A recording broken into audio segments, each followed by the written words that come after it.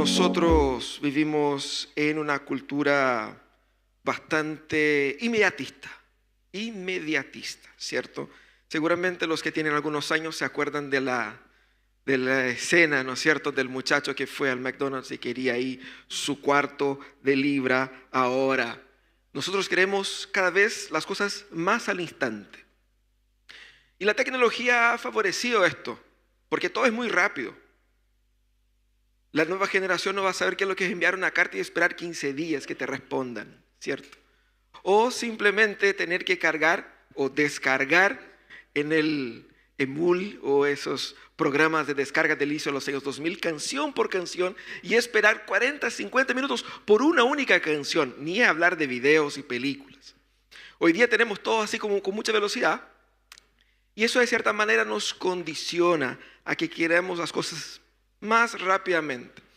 Y a raíz de todo eso los investigadores han descubierto, han estado analizando que las personas que saben trabajar el concepto de recompensa diferida llegan a tener más éxito en sus vidas. De hecho, incluso éxito en su vida física, en su vida profesional, en su vida familiar. ¿Qué es lo que es eso? Es la capacidad de resistir la tentación de una recompensa inmediata, esperando una recompensa posterior. Seguramente muchos de ustedes han escuchado del test del marshmallow, que es un test que se hizo ahí en los años 70, 60, 70 en la Universidad de Stanford, Estados Unidos, con una generación de niños y les entregaba a ellos la siguiente situación. Aquí está un marshmallow, usted lo puede comer ahora. Pero si usted espera aproximadamente 15 minutos, podrás comer 2. Uno ahora o 2 más adelante. Y se hizo un estudio con estos niños y se ha descubierto, bueno, que algunos no resistían la tentación y se lo comían y quedaban satisfechos con uno. Otros esperaban para recibir a los 2, muchas veces tratando de no pensar en el marshmallow, pensando en otra cosa para poder, ¿cierto?, obtener esa ganancia. Y la investigación ha mostrado que esos niños en la edad adulta se han registrado como personas que han tenido un mayor éxito profesional, una mejor salud física. Incluso hay un vínculo entre el porcentaje de grasa en el cuerpo de estas personas en comparación a aquellos que tenían una diferente resistencia a la recompensa diferida. Muy interesante. Pero ¿por qué estoy hablando de eso? Porque cuando nosotros pensamos en el cristianismo y en la vida eterna, pensamos que es así. Pensamos que la salvación es una especie de recompensa diferida, es decir, yo tengo que soportar ahora un sermón de 40 minutos porque al fin voy a estar en el cielo. Tengo que soportar ahora esto porque al fin lograré tal cosa. Y esa es una pregunta que queremos responder en esta mañana. ¿Es pensar la vida eterna un tema meramente de recompensa diferida? Algo que yo soporto no tener ahora para tener plenamente el futuro. ¿Es así que Jesucristo expresaba la idea de vida eterna o la idea de vida? Nosotros vamos a hablar hoy día sobre el texto que está en Juan capítulo 11, de los versos 17 al 27. Estamos viendo una serie llamada Yo Soy, donde estudiamos cada una de las 7 declaraciones de Jesús, en la que Él afirma, yo soy, y ahí completa con varias definiciones de sí mismo. Y hoy día la definición es: yo soy la resurrección y la vida. El que cree en mí vivirá aunque muera. Vamos a estudiar eso. Abre su Biblia ahí en Juan capítulo 11, el Evangelio de Juan, el capítulo 11, la Nueva Versión Internacional. Vamos a ir leyendo ese texto en la medida que vamos avanzando acá. El Evangelio de Juan. Nosotros hemos visto las últimas semanas Jesús siendo confrontado por diversas personas ahí, y en el capítulo 10 Jesús fue confrontado al punto de que las personas empezaron a tratar de quitarle la vida en aquel momento, y Jesús logró escaparse. Así que Jesús estaba en el norte, en Galilea, huyendo un poquito del calor del problema ahí en Judea, y mientras Jesús estaba ahí en el norte, recibe la noticia de que un amigo, muy amigo suyo, llamado Lázaro, estaba muy enfermo. O sea, eso es lo que vemos ahí al inicio del capítulo 11. Cuando vemos esta referencia a Lázaro en el capítulo 11, claramente sus amigos dijeron eso porque esperaban que Jesucristo, que había sanado muchísimas personas y había hecho muchos milagros, podría venir para ayudar a sanar a su gran amigo que estaba enfermo. Esa era la expectativa, por eso enviaron esa noticia. No es que llamaron a Jesús. Lo que vemos en el capítulo 11 es que le informan que Juan estaba enfermo y Jesús dijo, bueno, no se preocupen, eso no será Juan no morirá. Así que Jesucristo se quedó ahí por un tiempo. Pero pasado algunos días, después de que ya se sabía que Juan había muerto o que Lázaro había muerto, Jesús entonces va hacia donde estaba Lázaro y su familia. Ellos vivían ahí bastante cerca de Jerusalén. Y en Jerusalén había mucha gente que quería matar a Jesús. Entonces los discípulos dijeron, Jesús, pero es muy peligroso. Hace poco te querían matar y quieres volver para allá. Pero Jesús sabía lo que estaba haciendo y fue. Y la cosa es que era solamente 3 kilómetros la ciudad de Betania para Jerusalén. 3 kilómetros es como de aquí al reloj de Flores, ¿cierto? Cerquita, la gente puede ir caminando. Y resulta que mucha gente que vivía en Jerusalén, conociendo la familia de Lázaro, Marta y María, fueron ahí a consolar a esta familia que estaba en duelo. Y ese es el contexto del texto que vamos a ver. Y Jesucristo esperó que muriera Lázaro y entonces efectivamente el versículo 17 dice que él decide ir hacia Lázaro. ¿Y qué es lo que vemos ahí? Vemos el versículo 17 diciendo, a su llegada, Jesús se encontró con que Lázaro llevaba ya 4 días en el sepulcro. Betania estaba cerca de Jerusalén, como a 3 kilómetros de distancia, y muchos judíos habían ido a casa de Marta y de María a darles el pésame por la muerte de su hermano. Cuando Marta supo que Jesús llegaba, fue a su encuentro, pero María se quedó en la casa. ¿Qué es lo que vemos ahí en ese primer momento? La llegada de Jesús. Quizás muchas preguntas pueden surgir aquí, porque Jesús llegó, ya había pasado 4 días de la muerte de Lázaro. Muy probablemente era como que para que el milagro que él quería realizar fuera catalogado claramente como milagro. No así como que él parecía que estaba muerto, pero estaba vivo. No, él ya estaba en el sepulcro hace 4 días. O sea, incluso más adelante, cuando pide que abra el sepulcro, Marta le va a decir, pero Señor, ya debe oler mal, ¿cierto? Eso era intencional. Jesús entonces no llega tarde. Jesús ajusta su llegada para el momento adecuado que él quería producir. Y había obviamente, como dije, una cercanía con Jerusalén.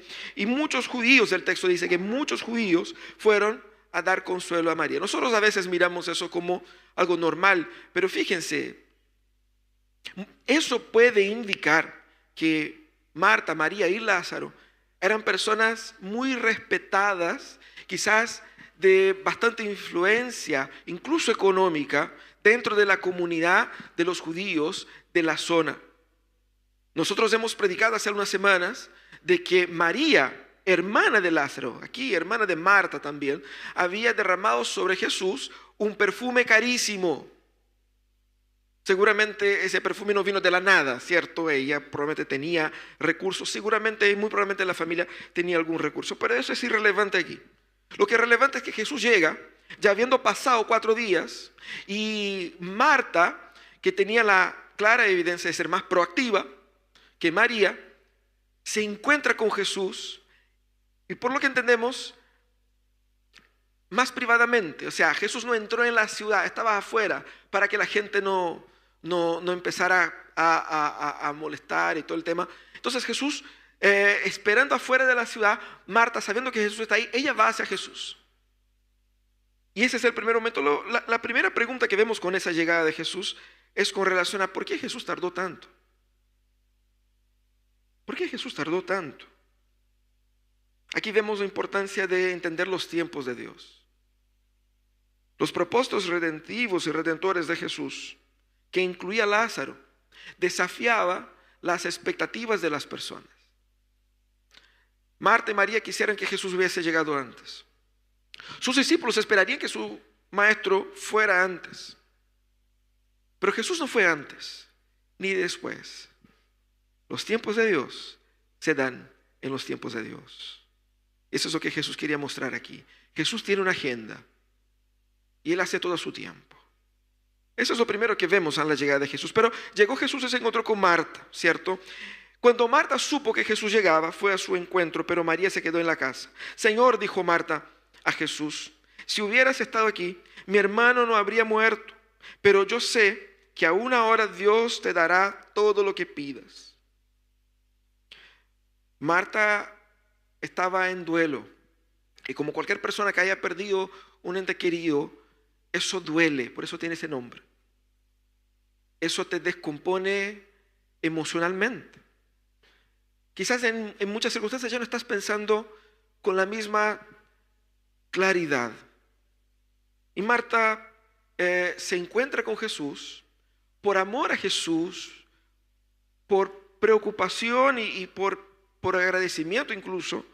Se encuentra con Jesús y lo primero que dice es, si hubieras estado aquí, mi hermano no había muerto. Eso no era una crítica a Jesús. De hecho, María va a decir lo mismo y yo creo que todos estaban pensando lo mismo. No era bien una crítica a Jesús, era la expresión del dolor de Marta en ese momento, pero también una expresión de fe. Ella creía que Jesús pudiera haber hecho algo por su hermano. Ella creía en el poder de Jesús, pero es más bien un lamento. Así como que, pucha, qué pena que no pudiste estar antes. Ahora también es interesante esa expresión, porque no había ninguna promesa de parte de Jesús de que Él iba a sanar a su hermano. ¿De dónde ella sacó? De que si Jesús estuviera ahí, Él no hubiese muerto. Ella asumió eso.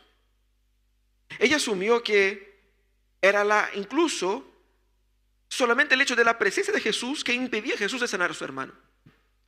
Y Jesús ya había probado en otras circunstancias de que Él podía sanar incluso sin estar presente.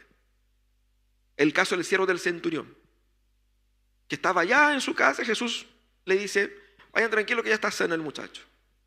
Aquí es una historia así. Ella tenía alguna confusión mental, algunas expectativas hacia Dios, que Dios no estaba comprometida con ellas. Eso es muy importante. Pero ella completa la declaración de fe diciendo que seguramente Dios hará o te dará todo lo que pidas. No es que ella estaba esperando que Jesús resucitara a su hermano. Era básicamente ella diciendo, igualmente reconozco que tú tienes razón o que tú estás bajo la voluntad de Dios. Entiendan eso, hermanos. Ella estaba en dolor. Y de repente empieza a decir cosas que quiere que suene bonito, pero en realidad se ven y se escuchan un poco desajustadas. Aquí vemos la gran diferencia entre fe y la voluntad personal. No es lo mismo. Querer que Dios me sane es diferente de tener fe en que Dios es capaz de sanar. Son cosas distintas. No es porque yo creo que Dios es capaz de hacer algo, que Él sea obligado a hacerlo. La capacidad de Dios no se transforma en una obligación de Dios de hacerlo. Aquí vemos Marta, de cierta manera, rehusando someterse plenamente a la voluntad de Dios en los sucesos de su familia. Porque al atribuir a Cristo el poder y la bondad suprema, que es obviamente algo que procede de fe, pero al mismo tiempo persuadirse de algo más allá, de algo que Cristo no haya dicho, ella está esperando que Dios haga algo que Dios no prometió, que Dios no dijo que iba a hacer. Y muchas veces nosotros reaccionamos de igual manera, jugando nuestra fe como una forma de obligar a Dios a hacer algo. Y cuando no pasa lo que queremos, nos frustramos. Pero no es que nos frustramos con Dios. Nos frustramos como cuando un niño chico le pide a su papá a hacer algo que le va a hacer daño y el papá lo impide. Y el niño empieza a patalear, ¿cierto? Nosotros reaccionamos así también. Nos desilusionamos con nuestra expectativa de Dios. Un falso Dios que inventamos en nuestra mente. Una expectativa que nosotros inventamos, que Dios nos produjo. Es cosa nuestra. Nos frustramos con nuestra imagen de Dios y no con el Dios verdadero. Y eso es lo que Jesucristo estaba aquí enfrentando en ese momento. Jesús escucha todo eso y ve lo que Jesús hace. Jesús dice: tu hermano resucitará, le dijo Jesús. Yo sé que resucitará en la resurrección el día final, respondió Marta. ¿Qué quiso decir Jesús con esto? Las primeras palabras de Jesús a Marta fueron estas: tu hermano resucitará. Seguramente Marta había recibido más de una expresión de consuelo como esta, porque la fe en la resurrección final, en el último día, era una fe común entre los judíos piadosos. Y era una forma como nosotros cuando alguien hoy día muere y uno dice: no, pero está en el Señor. Algo así. Y de cierta manera Marta entendió así. Marta no entendió la plenitud de lo que Jesucristo le estaba diciendo. Jesucristo estaba diciendo algo más. Jesucristo estaba entregando a ella algo más. Pero ella en un primer momento recibe eso como: bueno, muchas gracias, yo sé que va a resucitar. Ella no entendió plenamente su significado. Y cuando ella dice yo sé, ella simplemente recibe con gratitud las palabras de Jesús. La respuesta esa de Marta revela su gratitud y revela que ella tenía también una fe bíblica. Ahora, al mismo tiempo, revela que Marta era ligeramente o significativamente ignorante en cuanto a la plenitud de la identidad de aquel que hablaba con ella. Ustedes se acuerdan de un otro encuentro de Jesús en el Evangelio de Juan, donde Jesús conversaba con una mujer, no ahora esta, sino que era una mujer que era de Samaria. Y en un momento Jesús le dijo: si supieras con quién estás hablando, tú le pedirías agua y él te daría agua viva. Aquí pasa algo parecido. Y de hecho yo creo que pasaría y pasaba algo parecido con cualquier persona que Jesucristo encontraba, ¿cierto? Porque nadie cachaba quién era él plenamente. Cuando Jesús habla que tu hermano resucitará, claramente le está haciendo una referencia a la resurrección que él va a obrar en algunas horas. Pero Marta era incapaz de imaginar que eso también estaba incluido en el abanico de poderes que Jesucristo tenía delante de sí. Aquí vemos la intercomunicación de Jesús con Marta de forma a dar a ella algo que va a pasar en el futuro, para que ella, cuando después que pase la resurrección de su hermano, mire hacia atrás y se acuerde: oh, Jesucristo me había dicho esto en aquel momento y esto significó esto. Y ahí ella al final tendría una visión mucho más plena del poder de Jesús, porque no solamente Jesús lo resucita, sino que adelanta que iba a resucitar.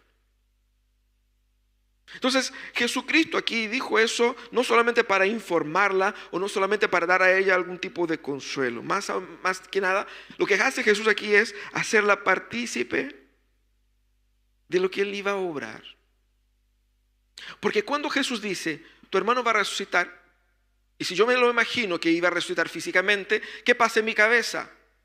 Vamos para allá entonces, ¿cierto? Quiero ver esto. Yo estoy participando del milagro cuando sé que el milagro va a ser ejecutado. Y eso es lo que hace Jesús. La invita a ser partícipe de algo que va a suceder ahí. No la toma de sorpresa totalmente. Pero ella era aún incapaz de entender. Ella veía pero no veía. Jesús le dijo, pero ella no pudo ver. ¿Y cuántas veces nosotros reaccionamos así con las cosas de Dios? Está ahí. La palabra te lo ha dicho. Es evidente. Pero no ves. Y es eso lo que hace Jesús con ella. Al prometer, le da ese gesto de gracia, abriendo la puerta para lo que él iba a dar enseguida. Porque al claramente no entender las palabras de Jesús, Jesús sigue. Entonces dijo Jesús: yo soy la resurrección y la vida. El que cree en mí, vivirá aunque muera. Y todo aquel que vive y cree en mí no morirá jamás. ¿Crees esto?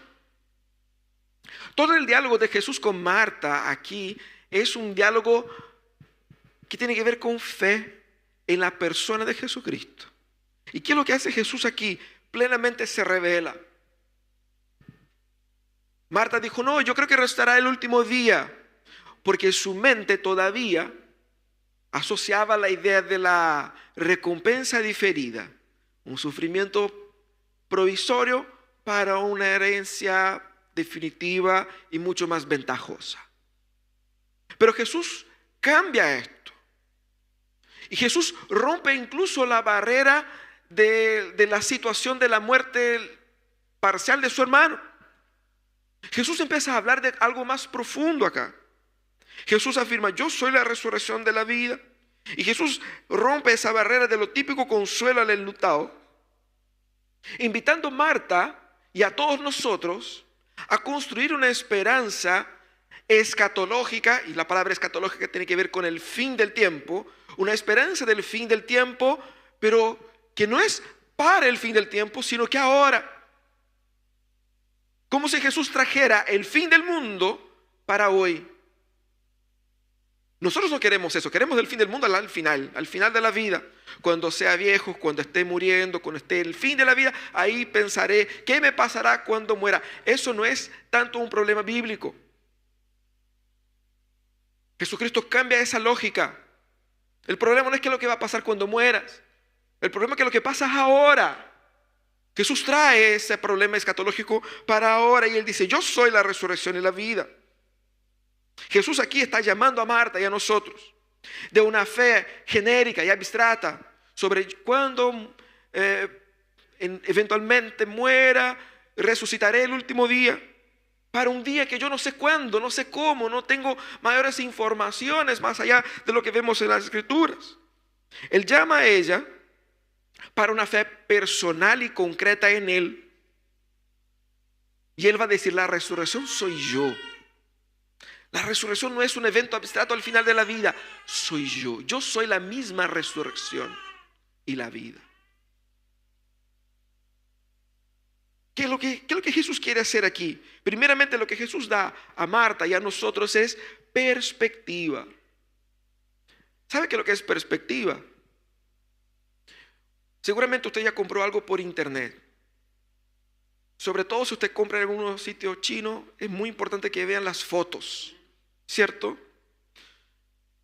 Y la parte importante de las fotos es cuando ellos ponen un objeto de comparación para que veas el tamaño. Voy a comprar un tazón. ¿De qué tamaño es el tazón? Una foto solo del tazón no me da perspectiva, pero si yo pongo la mano de alguien, veré que es un tazón, no es un tazón miniatura, ¿cierto? Eso es perspectiva. ¿Qué hace Jesús? Jesús añade un elemento para dar a Marta una perspectiva más exacta de la fe. Él dice, yo soy la resurrección. ¿Y cuál es el elemento que Jesucristo trae aquí? Él quiere mostrar a Marta, Marta, entienda algo. El problema no es solamente la muerte física que experimentó tu hermano. Todos ustedes están muertos en sus pecados. La muerte no es un problema futuro. La muerte es un problema presente. Pablo va a decir eso claramente, porque todos estamos muertos en nuestros pecados. La muerte no es un problema para el fin de la vida, la muerte es un problema ahora. Pero estamos vivos físicamente. Tu cuerpo está muriendo. Tus neuronas están muriendo. Y no resucitarán más, al menos aquellos que resuciten el día final por la obra de Cristo. Porque resucitaremos con cuerpos físicos y con neuronas nuevas y eternas. Pero estas, las que estás ocupando en ese exacto momento, quizás pueden ser sus últimos instantes de uso. Algunas van, ¿cierto? El pelo de la cabeza eventualmente se va, quiera usted o no. las fuerzas también, las piernas ya no responden, uno ya no patea como pateaba antes, ya no corre como corría antes. Hermanos, estamos muriendo. Y ese decaimiento físico es un síntoma de una muerte espiritual que domina la raza humana. Cristo se presenta acá y nos da perspectiva. El problema ya está aquí, el problema no es un problema futuro. Por lo tanto, tengo esa otra perspectiva de que Él es una solución para un problema de la hora. Y más, Él dice, yo soy, no es yo doy, no es yo hago resucitar. La resurrección soy yo. En otras palabras, solamente por la fe en Cristo, solamente por una comunión profunda con Cristo, es que el problema que yo enfrento ahora y el problema del cual no puedo encontrar solución en otro lado y tampoco puede escapar, solamente en Él. Y Él se pone en una posición exclusiva aquí de que solamente en Él tenemos la solución para el gran problema humano, que es la muerte espiritual. Ahora, con eso Jesús nos da una otra perspectiva de la fe y de la vida, porque ya no es más un problema para el fin de la vida. Quizás los jovencitos, los adolescentes, yo no necesito pensar en eso ahora. Eso es un problema para ayer, no para mañana. Y eso es lo que Jesús está diciendo. Por eso el mensaje de Jesús es urgente. Por eso el milagro que Él va a obrar en la resurrección de Lázaro es una evidencia del poder para resucitar no solamente nuestros cuerpos físicos, pero también y sobre todo nuestras almas. Eso es lo que necesitamos. Y Jesucristo aquí añade a la fe de Marta y a la nuestra profundidad. Porque Él dice, aunque muera, vivirá. Aunque este cuerpo físico muera, no morirá por siempre. Y después dice, el que vive y cree en mí, mostrando que la misma gracia que resucita, capacita a vivir espiritualmente y creer. Es decir, Él nos garantiza la posesión eterna de la vida que Él da y que Él es. Entonces, ¿qué es lo que Jesús está haciendo acá? Jesús está llamando a que nosotros tengamos una fe mucho más profunda en Cristo, que entiende que nuestra esperanza no es una esperanza para cuando esta vida termine. Y más, la vida que Jesús trae no es una recompensa diferida, sino que una recompensa presente. Es por eso que tantas personas murieron y mueren defendiendo este evangelio. No es porque recibirán en el futuro, porque uno va a decir, estas personas sí ganarían sin dudas el test del marshmallow. Esperarían tranquilamente horas para recibir a los dos. ¿Será que las personas que tienen esa característica, esa tendencia, esa habilidad, son personas más predispuestas a creer en el evangelio? No se trata de la habilidad de desarrollar en mi cuerpo, en mi ser, en mi cabeza, la resistencia para una mayor habilidad, para una mayor capacidad de tener una recompensa diferida. No se trata de eso, de esperar que en el futuro y ser paciente ahora, no. Jesucristo está diciendo, yo soy, no es yo seré la resurrección, yo soy ahora. La resurrección no es un problema solamente cuando muere gente.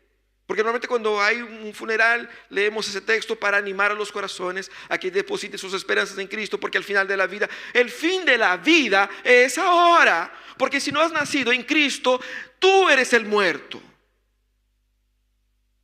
Y eso es la buena noticia. Él es la vida, Él es la resurrección.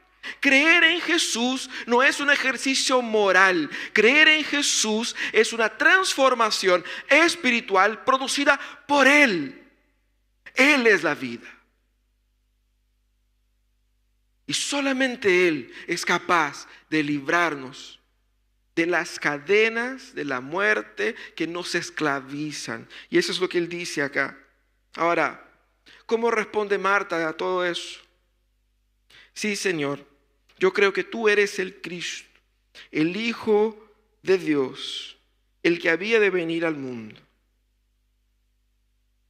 En una lectura rápida nosotros decimos acá que Bueno, parece que Marta no siguió la línea lógica de lo que Jesús está hablando, porque ella dijo, sí, sí, yo creo que tú eres todo eso. Parece que no entendió bien de lo que hablaba Jesús, pero no. Mira lo que dice Marta aquí. En esa declaración de fe potente, lo que hace Marta es experimentar y hacer ver el desarrollo de su fe. Porque en un primer momento ella dijo, si hubiera estado aquí, creía que Jesús era capaz de algo. Ella creía que incluso su hermano participaría de la resurrección final. Pero aquí en su última intervención, ella da una declaración bastante más completa de quién es Jesús para ella. Y mira lo que ella dice. Yo creo que tú eres el Cristo. Cristo no es el apellido de Jesús, como que Jesús Cristo de los santos. No, no es eso. Cristo es un término aquí en ese texto en griego, que es la traducción de un texto, de un término hebreo que nosotros llamamos Mesías, que significa el ungido, que hace referencia a este ser humano y divino que Dios había prometido al inicio de la historia a Adán y Eva, que iba a destruir el poder y la muerte, el poder del pecado y la muerte. Eso era, que fue esperado a lo largo de todas las generaciones y que se consolidó como la expectativa mesiánica, que sería el rey venidero que se sentaría en el trono de David y reinaría para siempre, que traería el pueblo de Dios a un gran reino y que gobernaría por sobre todas las naciones y que resolvería el problema humano. Lo que está diciendo Marta acá es que aquel personaje clave, único y poderoso de la historia es quien está hablando con ella. Y ella dice, no solamente eso, es el Cristo, añade el Hijo de Dios, haciendo una referencia clara a la divinidad de Jesús. Eso es fuerte. Para un judío, eso es, para la mayoría, eso es herejía. De hecho, a Jesús lo crucifican porque Jesús se decía el Hijo de Dios. Y ella declara, tú eres Dios encarnado. Y termina diciendo, el que había de venir al mundo. Tres expresiones para referirse a lo mismo a Jesús. Esa, y ustedes saben, los hebreos tienen una predilección por jugar con los números de las cosas. Y el número 3 es un número muy importante, ¿no es cierto? Tenemos el Padre, el Hijo y el Espíritu Santo. Se utiliza muchas veces para referirse a algo que es pleno. Por eso los ángeles cantaban ahí en los profetas, santo, santo, santo. Exactamente para dar la indicación de la plenitud de la santidad. Y aquí, ¿qué es lo que vemos? Marta diciendo, yo creo que tú eres totalmente aquel Mesías prometido. Esa declaración de Marta sobre la identidad divina de Jesús confirma que ella tiene su fe en Jesús como su única esperanza. Pero hay un detalle aquí. Lázaro todavía está muerto. Es fácil creer después, ¿no? Después que el milagro ya se hizo, y de hecho la mayoría de las personas, Jesucristo quiere obrar ese milagro para consolidar la fe de sus discípulos. Aquí vemos una discípula de Jesús, antes del milagro declarando su fe en Jesús. ¡Qué hermoso! ¡Qué hermoso! La fe de Marta fue de menos a más. No por causa de los milagros que Jesús hizo, sino que por medio del encuentro con Jesús. A veces uno espera que pase algo en mi vida, que Dios haga algo para que yo le crea en Él. Pero ¿sabe lo que hace Dios? Para que caminemos hacia la fe en Él y crezcamos en fe en Él. Él se hace conocido a nosotros. Eso es suficiente. Somos llamados a creer como Marta. Y para creer como Marta hay que nacer de nuevo. Porque los muertos no creen. Y eso es lo hermoso, porque Dios produce vida en nosotros y esa vida que Él produce crece en fe. Y es exactamente Marta aquí al exponer ante Jesús su angustia, su desorientación teológica delante de Jesús. Se permite por medio de la conversación privada con Jesús ser guiada a una fe completa. Y eso es lo que Dios quiere para ustedes, que ustedes tengan una fe completa, no una fe genérica en lo que esperamos pasar en algún día en el futuro. No, una fe para hoy. Quiero resucitar hoy día. Yo quiero la nueva de Jesús hoy día. Yo quiero encontrarme con Jesús hoy día. Porque Jesús está disponible hoy. Él es la resurrección y la vida hoy.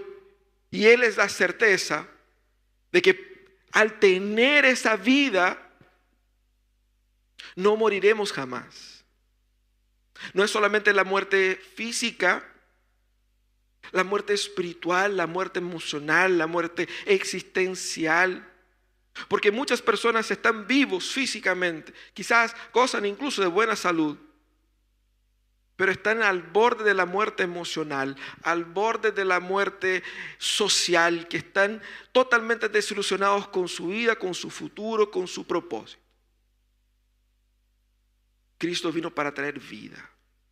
Vida para ustedes, vida para sus matrimonios, vida para sus cuerpos. No sabemos cuántos años nos quedan. En 20 años más, ¿cuántos de nosotros estarán acá? En 40 años más. La vida es muy breve. Pero lo que Jesús viene a decir es importante. Que solamente la fe en Cristo, una fe en Cristo ahora, puede hacernos romper la barrera de la fragilidad de la vida. Porque cuando pensamos así, el sentido, cuando pensamos que la vida es breve, que todo eso se va a acabar y que se genera en nosotros un sentido de ¿para qué? ¿De qué sirve? El libro de Eclesiastés trata exactamente de eso. ¿De qué sirve hacer todo ese esfuerzo, trabajar tantos años, si cuando me muera no llevo nada? Y si mi hijo que no hizo nada se lleva una vida de rey, cuando yo era a su edad un pobre miserable. ¿De qué sirve? ¿De qué sirve trabajar tanto si al final los que tienen más ganan más, los que tienen menos ganan menos? ¿De qué sirve trabajar tanto si la vida no tiene sentido? Si es todo correr detrás del viento, que es lo que hace Jesucristo. Jesucristo va a decir que la vida es correr detrás del viento, solo para aquellos que están muertos espiritualmente. Pero para aquellos que están vivos, la vida está plena ahora. En el futuro se consolidará con la plenitud de vida, pero la vivimos ya ese adelanto ahora. Deja de vivir una fe superficial en Jesús. Ahora, lo que sí, alguien tiene que morir. Y quien tiene que morir aquí es tu viejo yo, es tu vieja vida. Jesucristo dijo eso. Tu viejo hombre tiene que morir para que el nuevo pueda nacer. Y a veces queremos resucitar quien debiera estar muerto. Jesucristo viene a traernos vida y a mantener muerto nuestra vida de pecados. Deposite su fe en Jesús, en quien Jesucristo realmente es. Pida a Jesús que puedas desarrollar, así como María o como Marta, una fe que va de menos a más. Una fe menos genérica, menos creo en el Diosito, en el de arriba. Creo que me va a apañar, creo que a una fe más concreta en el Mesías. Porque la vida está en Él, con Él. Y ese es el llamado de Jesús para Marta, el llamado de Jesús para nosotros. Porque si crees en Jesús, vives la plenitud de la vida que Él nos da y que Él es ahora. Con la certeza de que la transitoriedad de esa vida física ya no será un problema. Viviremos con Él para siempre. Cierra tus ojos, vamos a orar. Vamos a pedir que Dios nos dé la fe de Marta. Vamos a pedir que Dios nos dé la gracia de entender que necesito crecer en mi comprensión de quién es Jesús. Dejar de esperar que Jesús haga lo que yo quiera. para encontrarme con un Jesús tan grande que ni siquiera tenga la osadía de poner expectativas humanas en Él. Necesito conocer algo de Jesús que yo no conozco. Necesito nacer de nuevo. Necesito vida. Necesito sentirme vivo. Necesito esa clase de vida